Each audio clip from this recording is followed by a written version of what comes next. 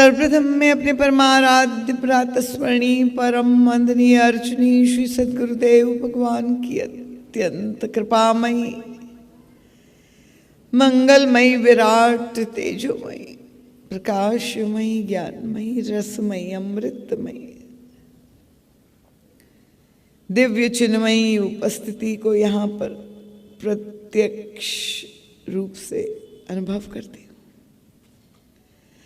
और श्री सद्गुरुदेव भगवान के परम पवित्र पुनीत पाद पद्मों में अपनी प्रणति अर्पित करते हुए सिर रखकर कोटिशः नमन दंडवत प्रणाम करती हूँ और यही गुरु चरणारविंद में अंतर हृदय से प्रार्थना करती हूँ आप ही का एक अत्यंत लघु यंत्र बनकर आप ही का संदेश सभी भक्तों के समक्ष रख सको, ऐसी बल बुद्धि विद्या और विवेक देने की कृपा करें। गुरु चरणों से अनंत कोटिशः हृदयाशीष मंगलाशीष प्राप्त करके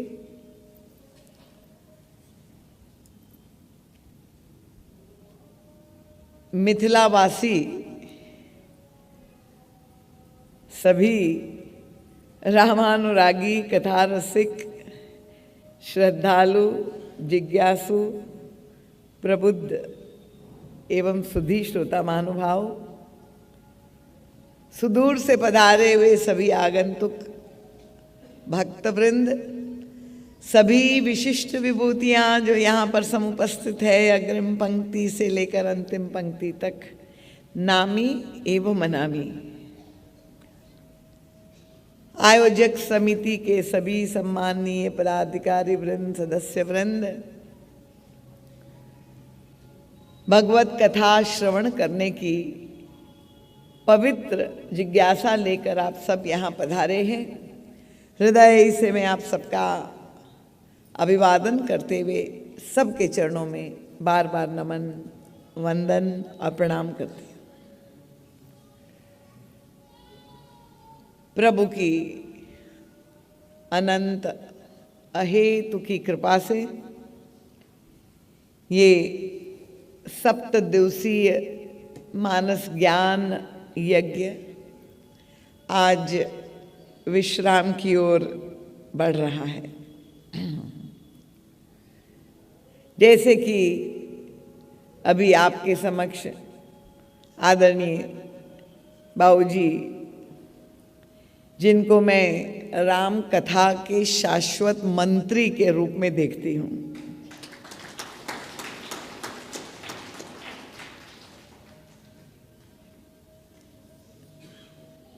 आपके लिए वो आपके पूर्व विधायक रहे होंगे, पर हमारे लिए तो उनका जो स्थान है वो तो अपूर्व है।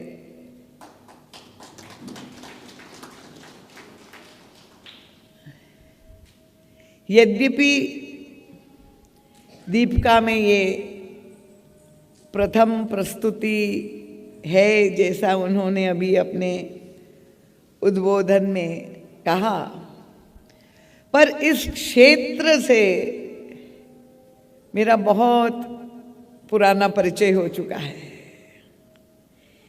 1 दशक हो गया और ये केवल एक व्यक्ति का संकल्प है जिसका सुफल है, चाहे वो हरदी बाजार हो, चाहे कोरबा हो, चाहे बिलासपुर हो, चाहे कटघोरा हो, चाहे बूका हो। हमारे आदरणीय बाबूजी का बार बार अनुरोध और निरंतर प्रयास रहा है कि इस क्षेत्र वासियों को राम कथा के द्वारा सुसंस्कृत कर दे और यहाँ के समाज में उपस्थित जन जीवन में जो कुरीतियाँ हैं, कैसे यहाँ के लोगों की नैतिकता में विकास हो, उनकी मानसिकता में परिवर्तन आए, कैसे वे अध्यात्म से समृद्ध हो,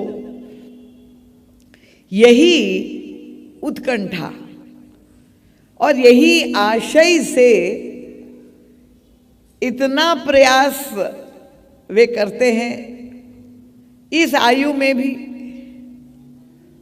हमें तो बड़ा संकोच होता है जब मैं उनको देखती हूँ, और इसलिए उनको एक युवा मंत्री के लिए के रूप में भी मैं संबोधित करूं तो भी गलत नहीं होगा। उस दिन रायपुर प्रवास करके आए और हमने कल 3 घंटे तक कथा खींच दी। मुझे चिंता हो गई। कथा के पश्चात मैंने बाबूजी से क्षमा याचना की। उनका बहुत अच्छा हुआ। कथा सुनकर के मैं देखती हूं कि उनका उल्लास, उनका आनंद इतना बढ़ जाता है, और वो यही कहते कि मेरी सारी थकान समाप्त हो गई। इतना आनंद कथा में, और यही इंगित करता है कि हृदय से आप एक भक्त है प्रभु के, और उन्हीं की भक्ति भाव का सुफल आप सबको यहाँ पर इस वर्ष मिल रहा है। यद्यपि आप सब दीपकावासी है, पर मैंने प्रारंभ में आपको संबोधित किया मिथिलावासी के रूप में। मुझे लगा कि आप समझ गए होंगे मेरा आशय,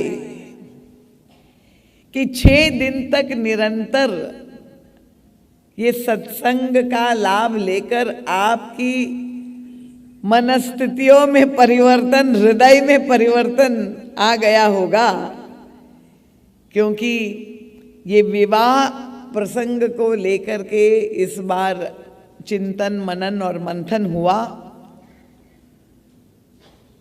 और उसका उद्देश्य यही है कि विवाह हमारे निज जीवन में घटित हो जाए और किसी भी तरह से हमारा प्रभु से नाता जुड़ जाए। और क्योंकि हमारे ठाकुर जी अयोध्या से चल करके इस विवाह की मंगलमयी बेला में दीपिका में आए हैं, तो मुझे इसलिए लग रहा है कि आप लोग भी मिथिला भाव से भर गए होंगे कि प्रभु के साथ आपका नाता जुड़ जाए, जिस तरह से त्रेता युग में हुआ। रही बात जब आदरणीय बाबूजी ने कहा कि कई वर्षों से मैं प्रयास कर रहा हूँ, पर दीदी माँ के स्वास्थ्य को लेकर के, निश्चित रूप से ये कोयले की खदान है, और मेरे जितने भी परिचित प्रेमी भक्त लोग को जब ये पता चलता है, तो मुझे यही वो लोग जिज्ञासा व्यक्त करते कि वहाँ कौन सा ऐसा आकर्षण है कि आप अपने स्वास्थ्य की भी चिंता ना करके वहाँ बार बार चली जाती है, हर वर्ष चली जाती है। तो मैंने कहा कि उस कोयले की खदान में मुझे एक हीरा मिल गया है।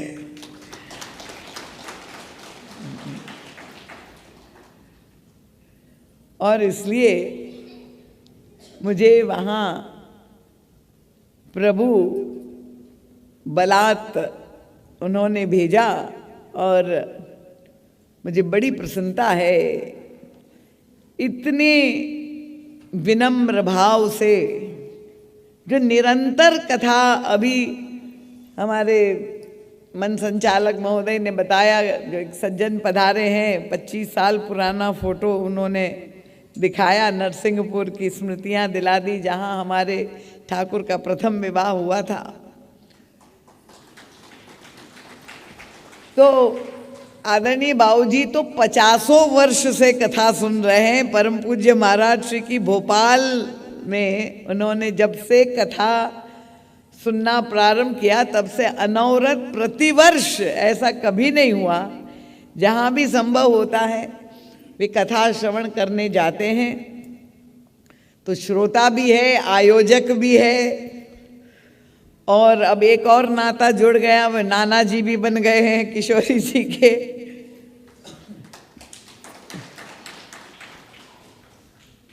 तो उनके और उनके परिवार के प्रति बहुत बहुत हृदय से, व्यासपीठ से मैं मंगल कामना के साथ यही गुरुदेव की ओर से आशीर्वाद दूंगी कि वे स्वस्थ दीर्घायु होकर और इसी चेतना और शक्ति के साथ ये राम कथा का आयोजन निरंतर करते रहे, ताकि राम कथा। तालियां बड़ी कमजोर है। आप लोगों को ठंड लग रही है क्या? तो ताली और जोर से बजाइए। बाबूजी ने जब इतना प्रयास किया है तो इतना तो आपको करना ही चाहिए उनके प्रति कृतज्ञता के रूप में। और सुदूर से कथा श्रवण करने के लिए आए हुए, देखिए भिलाई से और चरोदा से हमारे आदरणीय मान सिंह भैया, ये भी एक रत्न है, पीलाराम जी, ये सब टीकाकार व्याख्याकार है, और स्वयं इतने विद्वान होते हुए भी वे कथा श्रवण करने के लिए जहाँ संभव होता है तो आ जाते हैं। तो उनके प्रति भी हृदय से आभार। और जिन्होंने अपनी लेखनी को धन्य किया, सोनी जी ने समाचार अखबारों में जो है कथा का जब तक जितना उनकी सामर्थ्य थी पहुंचाया, उनके प्रति भी, और सभी बंधु बांधव, क्योंकि सबका नाम ले पाना संभव नहीं है, इस ज्ञान यज्ञ में जिन जिन की आहुति पड़ी है, और हमर दीपकावासी या मोर दीपकावासी कहूं,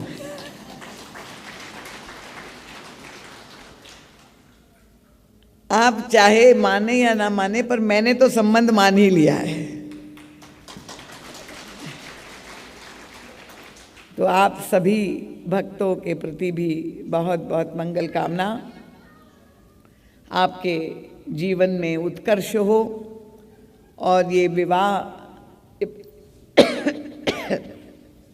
ये पावन परिणय जो प्रभु का यहाँ संपन्न होने वाला है, कल और परसों में जो विवाह के विभिन्न रीति रिवाज है, परसों बारात है, राम बारात में आप लोग सब को निमंत्रण है, सब सम्मिलित हो, और ये एक ऐतिहासिक आयोजन बन जाए दीपिका के लिए, यही आप सबसे अनुरोध कर रही हूँ। आइए अब थोड़ी देर के लिए अपनी चित्त वृत्तियों को एकाग्र करें।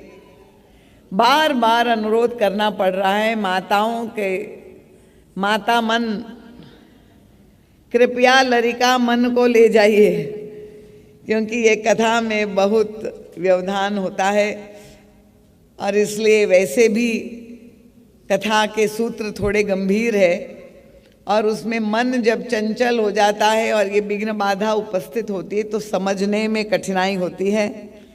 इसलिए कृपया अपने अपने बच्चों को बाहर खेलने के लिए आप छोड़ दें, और आप भी बाहर जा कर के कथा सुने, ताकि वहाँ से अच्छे से आप भी सुन सके और यहाँ भी लोग अच्छे से सुन सके।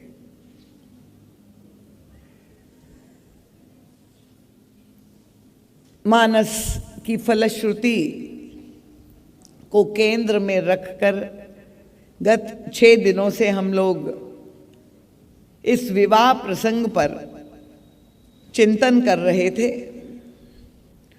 और गोस्वामी तुलसीदास जी महाराज का जो उद्देश्य है, बार बार मैं आपके समक्ष इस सूत्र को रखती हूं, ताकि गहराई से वो आपका संस्कार बन जाए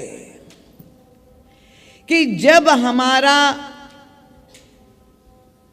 शास्त्र, सनातन धर्म सारे वेद, पुराण, उपनिषद ये बात कहते हैं कि ईश्वर हमारे अंतर हृदय में विराजमान है। इससे आप लोग सब सहमत हैं? पर कितनी बड़ी विडंबना है, वो हमारे अंतरंग में, इससे निकट और कोई नहीं हो सकता, जो निरंतर हमारे अंग संग है। कृपया ध्यान से एक एक शब्द को सुने। पर वो ईश्वर जो अंतरतम है, ना उनके स्वभाव से, ना उनके सामर्थ्य से, ना उनकी शक्ति से हम परिचित हैं। कितनी बड़ी विडंबना है। इसलिए गोस्वामी तुलसीदास जी कहते कि हमारी जीवन की स्थिति क्या है, उनका निकट ही रहत दूरी जनि खोयो। ईश्वर की खोज में तीर्थ यात्रा करते हुए कितने पहाड़ों को लांघ करके कहां कहां जाते हैं संसार में। जो अंतस्थ है, स्वांतस्थ है, उसको खोजने के लिए हम बाहर जाते हैं। वो आनंद स्वरूप है, आनंद का समुद्र है, और हम उतने ही दुखी है। और तब इस समस्या का समाधान क्या है? इसी मनुष्य योनि में रह करके ही आप इस गुत्थी का उत्तर प्राप्त कर सकते हैं। अन्यत्र किसी भी योनि में इसका समाधान संभव नहीं है। लास्ट चांस है आपके पास। ये मनुष्य शरीर आपको मिला हुआ है। अगर इसका आपने सदुपयोग नहीं किया इसी शरीर में,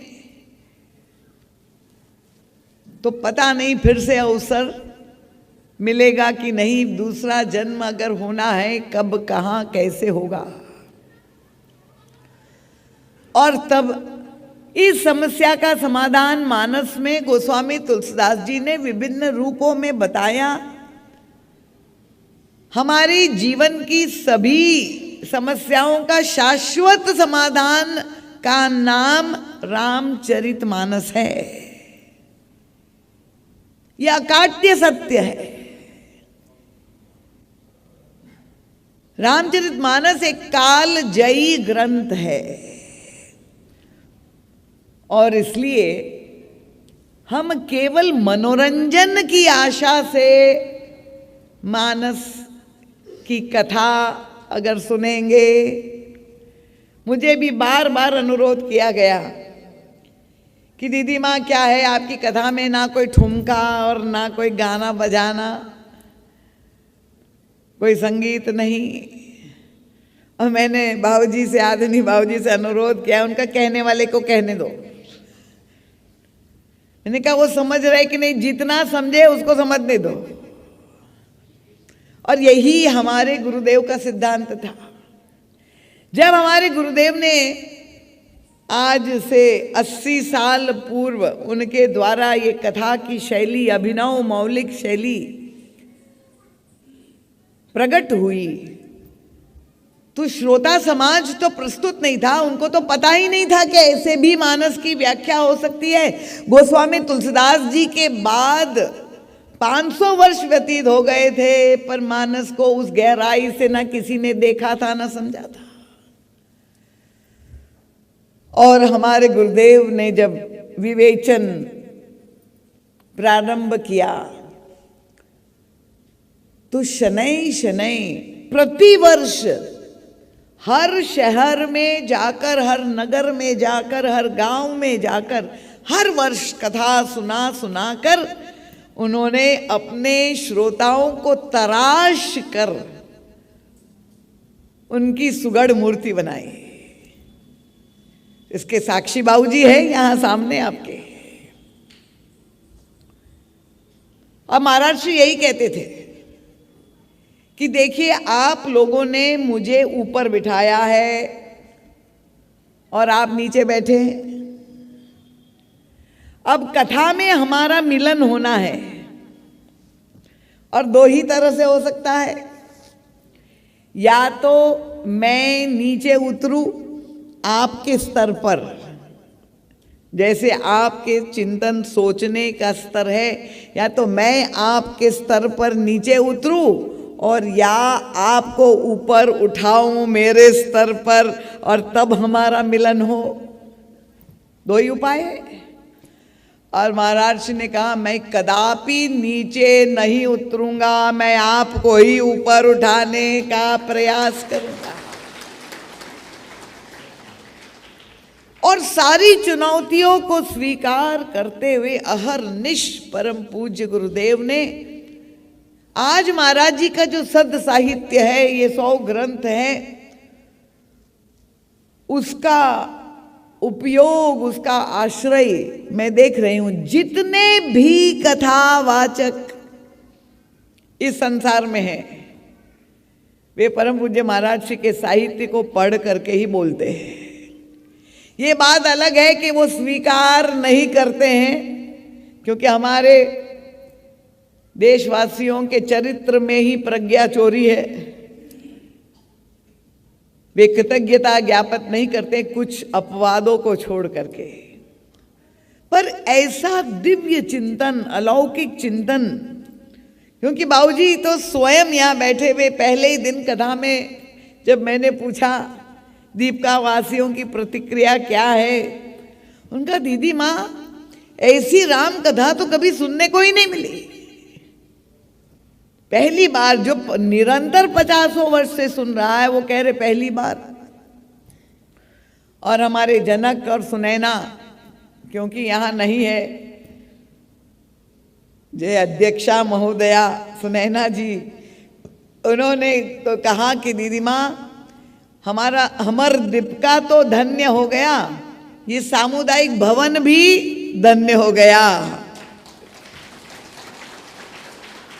जो करोड़ों रुपया हमने खर्च करके बनाया है, ये पहली बार आपकी राम कथा हो रही है, उसी के द्वारा उद्घाटन ही नहीं हो रहा है, पर भगवान का विवाह भी जब यहाँ होने जा रहा है, ये तो परम मंगलमय हो गया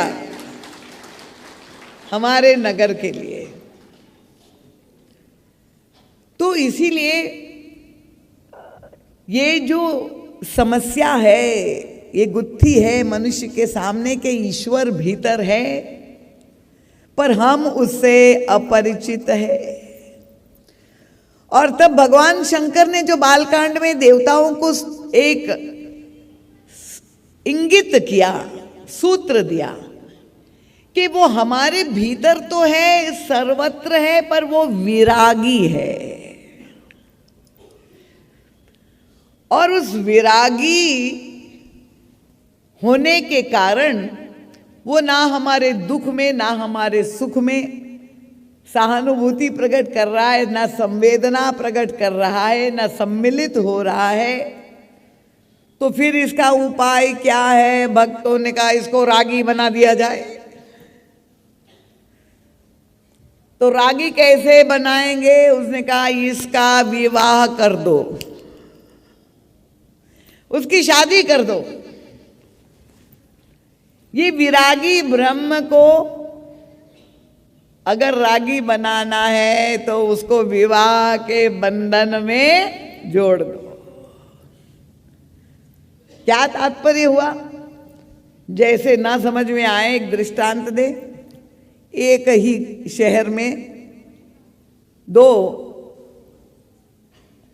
लड़का लड़की रह रहे हैं, दोनों एक दूसरे से परिचित नहीं है, यद्यपि एक शहर में एक मोहल्ले में रह रहे हैं, पर संयोग से अगर उन दोनों का विवाह तय हो जाए तो अभी तक जो वो अपरिचित थे, जब विवाह उन दोनों का हो जाता है और तब वो संबंध इतना प्रगाढ़ हो जाता है, ऐसा परिचय दोनों में हो जाता है जो अभी तक नहीं जानते थे, कि वो सारे संबंध फीके पड़ जाते हैं।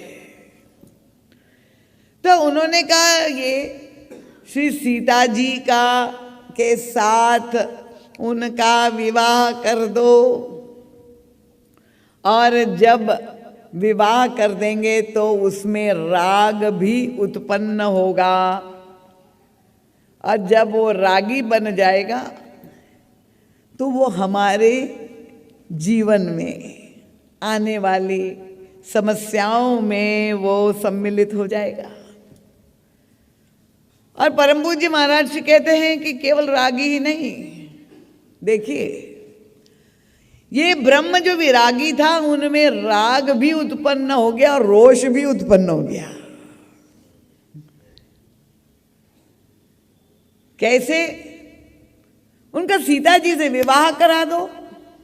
जनक जी ने जब सीता जी से को असमर्पित कर दिया उनके हाथों में, तो राग हुआ, अनुरागी बन गया। और वही सीता जी का जब अपहरण हो गया तो उनमें क्रोध, रोष उत्पन्न हो गया, और जब रोष उत्पन्न हो गया तो राक्षसों का उन्होंने वध कर दिया। इसका मतलब ये हुआ कि जब राग, विरागी ब्रह्म में राग होगा तो वो हमारे जीवन में हमारे साथ संवेदना के साथ हमारी हर परिस्थिति में सहभागी बनेगा।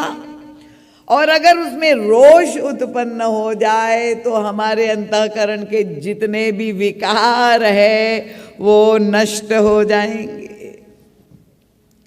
इसलिए ये विवाह की जो विभिन्न परंपराएं, वैदिक परंपराओं की चर्चा मैं आपके समक्ष की थी। इस बार केंद्र यही किया रखा था, क्योंकि हम चाह रहे हैं कि हमारा समाज जो संस्कृति से दूर जा रहा है, जो भारतीय सनातन चिंतन है उससे दूर जा रहा है, उनको समझे, उस गहराई से समझे कि ये जो परंपराएं, रीति रिवाज निर्धारित किए वो हमारे लिए परम कल्याणकारी है, परम उपादेय है। क्योंकि अगर आप परेशान हैं, चाहे आप बिटिया की माँ हैं या बेटे के माता पिता है, सभी चिंतित दिखाई दे रहे हैं कि विवाह हम कर रहे हैं पर ये संबंध स्थायी रहेगा कि नहीं।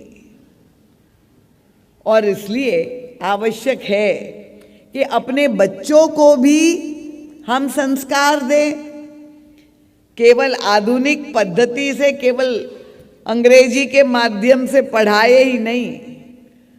आप यूनिवर्सिटी की शिक्षा दीजिए, पर उसके साथ साथ हमारे धर्म की भी शिक्षा दीजिए। कैसे? कि स्वयं घर में रोज रामचरितमानस को जोर जोर से पाठ करे, भले समझ में ना आए, पर वो मानस की पंक्तियां जब आपके घर में गूंजेगी तो उसका परिणाम होगा कि वो संस्कार आपके बच्चों को कान के माध्यम से हृदय में जाएगा। तो इसलिए आप सबसे अनुरोध है कि ये बाबूजी का जो प्रयास है वो सुफल तभी होगा जब आप सब निर्णय करें कि हम चाहते हैं कि हमारे बच्चे खूब प्रसन्न रहे, खूब स्वस्थ रहे, उनके हितार्थ आप मानस पाठ करें। क्योंकि नहीं तो यहाँ पर विशेष रूप से छत्तीसगढ़ में जो नशे की समस्या है, जो तमोगुण व्याप्त है, जो आलस से ग्रस्त है, इतना खनिज पदार्थ होते हुए भी छत्तीसगढ़ इतना पिछड़ा हुआ प्रतीत हो रहा है, तो ये आप सभी समाज की इकाई है।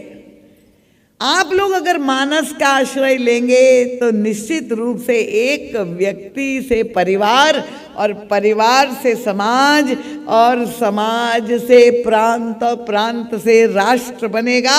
और एक व्यक्ति, उसकी हर एक व्यक्ति नींव है। तो अगर आप सशक्त बन जाएगा तो राष्ट्र अपने आप सशक्त हो जाएगा। क्योंकि हम भारत को विश्व गुरु बनाना चाहते हैं, पर वह विश्व गुरु है ही केवल समाज की जो स्थिति है उसके कारण ये विरोधाभासी दिखाई दे रहा है कि एक ओर हमारा चिंतन इतना दिव्य है और दूसरी ओर समाज की जो स्थिति है वो इतनी दीनता युक्त दिखाई दे रही है। इसलिए हम प्रमाणित नहीं कर पा रहे हैं कि हम पूरे विश्व के नेतृत्व को करने की हम में क्षमता है। तो वो गुण तो हम सब में है, हमारे रक्त में है, हमारी जीन्स में है, पर उसको भी जगाने की आवश्यकता है। और इसीलिए बार बार मैं आपसे अनुरोध कर रही हूं कि अवश्य रामचरितमानस को खोल करके पढ़े, एक दोहा कम से कम, और विवाह प्रसंग का आनंद ले। अभी आपने सुना है, जब आप पढ़ेंगे मानस की चौपाई, उसका अर्थ पढ़ेंगे, शब्दार्थ पढ़ेंगे, निश्चित रूप से धीरे धीरे शनैः शनैः आपका विकास होगा।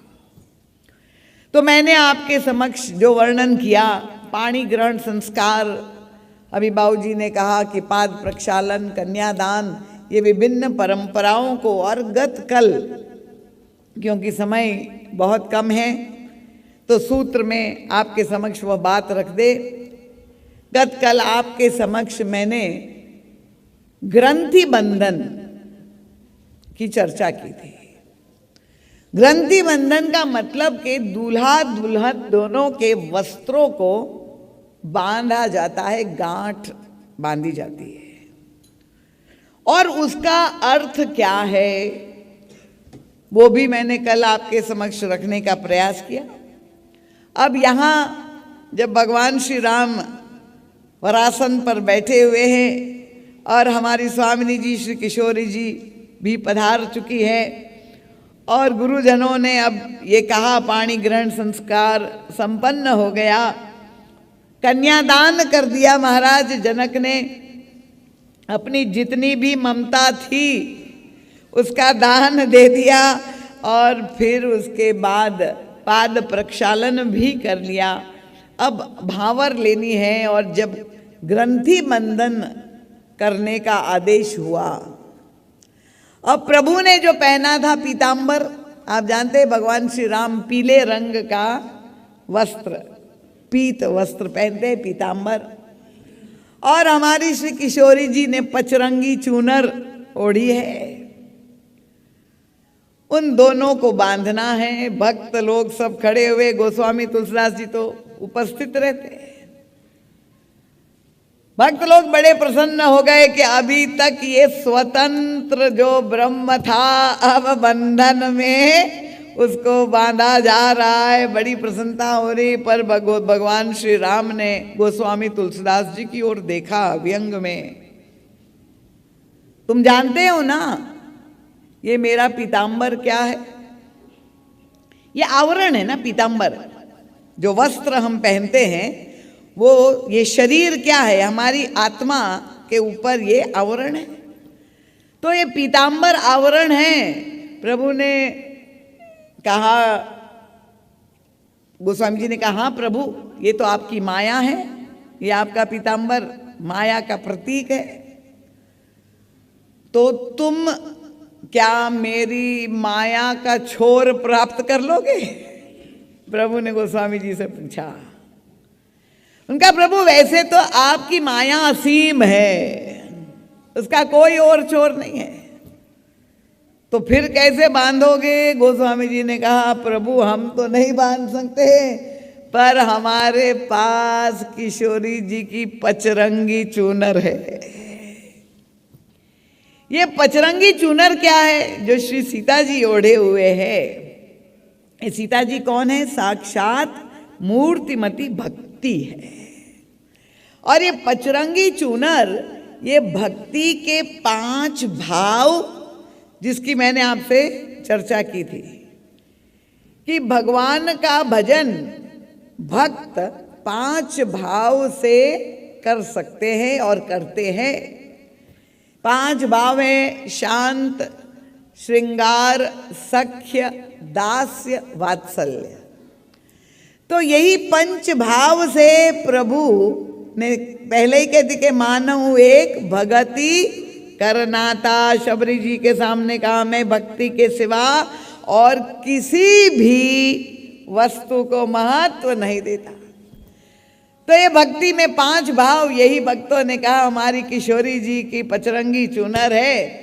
उनका प्रभु आपकी माया का तो कोई और छोर नहीं है, पर हमारे पास ये जो पचरंगी चूनर है और ये भक्ति भावना के वशीभूत हो करके प्रभु बंध जाते हैं, वो असीम माया ससीम हो जाती है। और ये प्रभु की जो माया है ना, ये बड़ी विलक्षण है। देखिए, केवल मानस में नहीं, परम पूज्य महाराज श्री, क्योंकि बाबूजी ने अभी कहा भागवत की कथा यहाँ पर होती है। भागवत में एक प्रसंग आता है, आपने अगर सुना होगा, काल यौवन नाम का राक्षस था। और कथा ये आती है कि श्याम सुंदर भगवान कृष्ण को मारने के लिए उनके पीछे दौड़ा। अरे लीलाएं बड़ी अटपटी है प्रभु की। अब जो मारने दौड़ा तो भगवान क्या उसको मार नहीं सकते थे क्या? पर श्याम सुंदर स्वयं भागे। कहां भागे? भाई कोई आदमी भागे तो उसको भगोड़ा सिद्ध करे, पर भगवान कृष्ण तो कई बार भागे। युद्ध क्षेत्र से 18 बार भागे, इसलिए नाम भी पड़ गया रण छोड़। तो अभी भागे, कहाँ गए? भाग करके एक गुफा में जा करके छिप गए, जहां पर मुचकुंद राजा सो रहे थे। कथा आप जानते हैं कि नहीं? भागवत में सुनी है ना। ये मुचकुंद राजा कौन है? उनका जब देवासुर संग्राम में युद्ध हुआ था, उसमें उन्होंने जो युद्ध किया था और उससे परिश्रम हुआ, बहुत थक गए, तो ब्रह्मा जी से उन्होंने अनुमति ले ली कि मैं विश्राम पाना चाहता हूँ, ऐसी गहरी निद्रा में मैं सो जाऊं। आशीर्वाद ब्रह्मा जी ने दिया और साथ में ये भी कह दिया कि अगर तुम्हारी नींद में बीच में कोई तुम्हें जगा देगा तो वो भस्मीभूत हो जाएगा। और भगवान श्री कृष्ण कहाँ गए? वही गुफा में गए जहां मुचकुंद राजा सो रहे थे। अब क्या किया उन्होंने? जो पीतांबर प्रभु ने पहना था वो उतार करके मुचकुंद राजा जो सो रहे उनको ढक दिया, और वो अंधेरे में जाकर के छिप गए। अब खोजते हुए काल यौवन राक्षस आया उस गुफा में, तो देखा श्याम सुंदर का पीतांबर। अब उसने सोचा कि अच्छा, वो भाग करके यहाँ आया है और यहीं ये सो गया है, और तब अपने पद से जोर से उनकी छाती पर उन्होंने प्रहार किया। मुचकुंद राजा की नींद खुल गई, पीतांबर हटाया, और जैसे ही आंख खोली तो काल यौवन जल करके भस्मीभूत हो गया। तब भगवान श्याम सुंदर बाहर निकले, मुचकुंद को दर्शन दिया, वरदान दिया, और मुचकुंद राजा धन्य हो गए। तो परम पूज्य महाराज जी कहते हैं कि भगवान बड़े कौतुकी है। ये पीतांबर क्या है? ये उनकी माया है। ये कभी ये पीतांबर रूपी माया को ओढ़ लेते हैं, तो कभी ये माया का त्याग कर देते। कौतुकी है। ओढ़ते हुए भी कहाँ दिखाई दिए? वो भी प्रसंग आता है महाभारत में कि जब युद्ध होने वाला था, युद्ध से पहले अर्जुन तो निश्चित रूप से भक्त था, तो भगवान श्याम सुंदर के पास आशीर्वाद लेने के लिए प्रस्तुत था, पर दुर्योधन ने भी निर्णय किया कि मैं भी जाऊंगा कृष्ण के पास मांगने के लिए। देखिए, भगवान के पास मांगने के लिए अच्छे और बुरे दोनों ही व्यक्ति जाते हैं। अब भगवान अंतर्यामी जानते हैं कि अब दुर्योधन आ रहा है, क्या क्या प्रभु तुरंत लेट गए। लेट गए और पीतांबर ओढ़ लिया। अब ये दुर्योधन पहुंच गया। देखा इतना तो सभ्य था कि अब ये सो रहे हैं, विश्राम कर रहे हैं, तो मुझे जय स्खलन नहीं पहुंचाना चाहिए, तो जा करके भगवान श्याम सुंदर के सिरहाने जाके बैठ गया। और थोड़ी देर के बाद अर्जुन भी आया। अर्जुन आया तो वो तो भक्त था, प्रभु के श्री चरण कमलों में जाकर के बैठ गया। जब प्रभु ने देखा दोनों आ गए तो ये कौतुकी टेढ़ी टांग वाला, उसने क्या किया, पीतांबर हटाया और बैठ गए। बैठ करके देखा सामने अर्जुन है। अरे अर्जुन तुम कब आए? जानते सब थे, तो ये तो लीला। तुम कब आए? पीछे से आवाज आई, प्रभु मैं पहले आया हूं। अब वो सिराने बैठा था, प्रभु उठ गए तो वो पीछे हो गया। तब प्रभु ने कहा आए तुम पहले और देखा मैंने इनको पहले। महत्व किसका है? प्रभु की कृपा दृष्टि किस पर पहले पड़ जाए। और इसलिए महर्षि कहते कि दोनों कलाओं में निष्णात है। वे कभी अपनी माया का आवरण डाल भी देते हैं और कभी माया का आवरण हटा भी देते हैं। तो ये मुचकुंद राजा जो सो रहे थे और जैसे उठे तो काल यौवन जल करके भस्मीभूत हो गया, इसका क्या मतलब हुआ? परम पूज्य महाराज जी से किसी ने पूछा, और महाराज जी तो इन सारी कथाओं के अंतराल में जाके अन्वेषण करके हमको समझाते हैं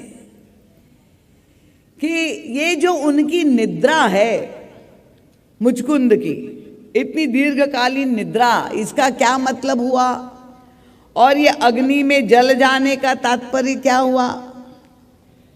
तो देखिए महाराज जी कितनी सरलता से सुंदर ढंग से समझाते हैं कि वैसे तो कोई सोता है ज्यादा तो कहते हैं ये तो कुंभकर्ण है, पर यह मुचकुंद राजा जब दीर्घ निद्रा में सो रहे हैं तो उनकी निद्रा कैसी है? परम पूज्य महाराज से एक दृष्टांत देते थे। गोस्वामी तुलसीदास जी के जीवन की यथार्थ कथा है। यात्रा करते हुए श्री वृंदावन धाम पहुंचे गोस्वामी तुलसीदास जी, और नाभादास जी बड़े प्रसिद्ध संत, उनका दर्शन करने, संत तो किसी संत के ही दर्शन करने जाएंगे। और नाभादास जी के आश्रम में गए, देखा कि नाभादास जी आश्रम में नहीं है, सेवकों ने बताया कि कहीं बाहर गए हैं। अब यात्रा करके आए हुए थे, थके हुए थे, गोस्वामी तुलसीदास जी भी ओढ़ करके सो गए।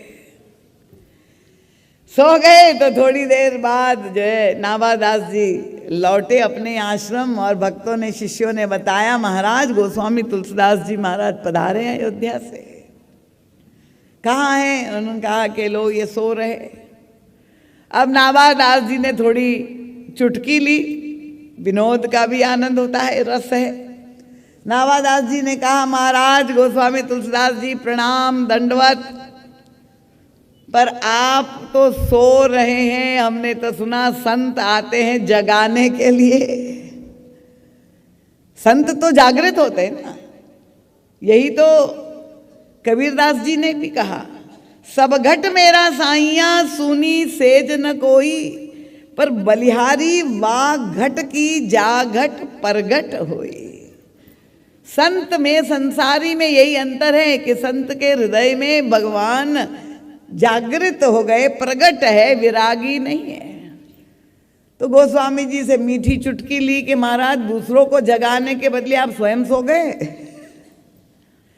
तब गोस्वामी तुलसीदास जी ने उस समय बहुत सुंदर कविता बना दी। उनका ठीक है नाभादास जी महाराज, सब संत जगाने आते हैं और लोग जागते भी है। और उन्होंने कविता बना दी, उनका कौन कौन जगता है। आप लोग भी जगे रहिए तभी तो आप सुन पाएंगे। उनका जागे जंगम जोगी जति जमाती ध्यान धरे। अब कौन कौन जगता है, गोस्वामी तुलसीदास जी गिनती करा रहे। जागे जंगम जोगी जति जमाती ध्यान धरे। योगी लोग, संत लोग, ऋषि मुनि लोग जगते हैं क्यों? डरे उर भारी लोभ मोह कोह काम के। साधक लोग साधना करते हुए जगे हुए ध्यान देते हैं कि कहीं हमारे जीवन में विकार लोभ मोह क्रोध काम तो नहीं आ रहा है, और वो जग करके तपस्या करते हैं। और कौन जगते हैं? उनके जागे राजा राजकाज सेवक समाज साज, सोचे सुनी समाचार बैरी बड़े बाम के। अब कोई जा करके पूछे प्रधानमंत्री या रक्षा मंत्री को कैसी नींद आ रही है, बेचारे वो लोग तो जगते ही रहते हैं। हर समय सावधान रहना पड़ता है, कहाँ देश में, कहाँ विश्व में, कहाँ कौन सी समस्या आ रही, कहीं से कोई आक्रमण कर रहा है। अब रूस और यूक्रेन का युद्ध हुआ, अगर जा करके कोई पूछ ले कि कितना नींद सो रहे हो, तो भाई वो तो जगना पड़ता है, सावधान रहना है। तो उनका जागे राजा राजकाज सेवक समाज साच, सोचे सुनी समाचार बैरी बड़े बाम के। और कौन जागता है? उनका जागे बुद्ध विद्याहित, जो विद्वान व्यक्ति विद्या प्राप्त करना है तो वो रात को जग जग के पढ़ते हैं। उनका जागे बुद्ध विद्याहित पंडित चतुरचित। पंडित लोग जगते हैं क्योंकि अब उनको याद करना है तो पढ़ना है, इसलिए जगते हैं। और कौन जगता है? उनका जागे रोगी रोग ही। अब ये तो ऐसा रोग हो गया है इंसोम्निया, अनिद्रा का रोग अधिकांश लोग, और विकसित देशों में तो प्रत्येक व्यक्ति जब तक एक गोली नहीं खाता तब तक नींद आती ही नहीं। तो जागे रोगी रोग ही। और कौन जगता है? उनका वियोगी भोगी भोग बस। वियोगी भी जग रहा है, भोगी भी भोग करने के लिए रात में जग रहा है। तो जागे लोभी लालची। आजकल इंटरनेट रात में जब खुलता है इंटरनेशनल शेयर बाजार, तो रात में जगना पड़ता है। सेंसेक्स का इंडेक्स क्या है अंतर्राष्ट्रीय स्तर पे? जागे लोभी लालची। तो इस सब को गिना दिया गोस्वामी तुलसीदास जी ने, सब जग रहे हैं। तो जागे रोगी रोग ही, वियोगी भोगी भोग बस उनका है। कौन सोता है? उनका सोवे सुख तुलसी भरोसे सिया राम के। उनका मैं तो जगाने के लिए, सोने की कला सिखाने के लिए आया हूं, जो निद्रा सबको छोड़ चुकी है। कैसे व्यक्ति विश्राम प्राप्त करे? तो उनका सोवे सुख तुलसी भरोसे सिया। सारी चिंता छोड़ करके भगवान श्री सीताराम जी के चरणों में अर्पित करके कैसे निश्चिंतता से भक्त सोता है। कोई चिंता नहीं, सिर पर प्रभु राम है। तो मैं तो सोने की कला सिखाने आया हूं, गोस्वामी तुलसीदास जी ने कहा। तो जिस तरह से एक बालक, नवजात शिशु अपनी माँ के भरोसे सोता है कि नहीं, नन्हा बालक, कोई चिंता होती है उसको? खाने की, पीने की, पहनने की कोई चिंता नहीं। मेरा योगक्षेम मेरी माँ कर रही है। पूरी तरह से निश्चिंत बालक माँ के गोद में जैसे गहरी नींद निश्चिंत सुरक्षित अनुभव करता है, उसी तरह से भक्त अपने भगवान के भरोसे सोता है। ये मुचकुंद की जो निद्रा है, परम पूज्य महाराज श्री कहते हैं, वो उसी तरह से एक बालक जिस तरह से माँ के भरोसे सोता है, वैसे ही महाराज मुचकुंद सो रहे थे। पर जब इसने लात मार के प्रहार किया, ये जो जल गया काल यौवन, परम पूज्य महाराज श्री कहते हैं कि एक और भक्त ऐसा है, उसका भी चरित्र आप अवगत है उससे, वो है प्रहलाद। और प्रहलाद की कथा आप जानते हैं कि कितनी बड़ी विडंबना कि और कोई शत्रु नहीं, उसका पिता ही सबसे बड़ा उसका विरोधी और उसको मारने के लिए तत्पर, और हर तरीके से उसने प्रयोग कर लिए। अंत में उसकी बहन आई, क्या नाम था? ढूंढा। बिल्कुल, इसका मतलब आप लोग सब सुन रहे हैं। तो उसने कहा कि भैया तो आप निश्चिंत हो जाओ, मुझे वरदान है कि अग्नि मुझे नहीं जला सकती है, और इसलिए मैं प्रहलाद को लेकर के गोद में बैठ जाऊंगी और आप आग लगा दीजिएगा, प्रहलाद मर जाएगा और मैं बच जाऊंगी।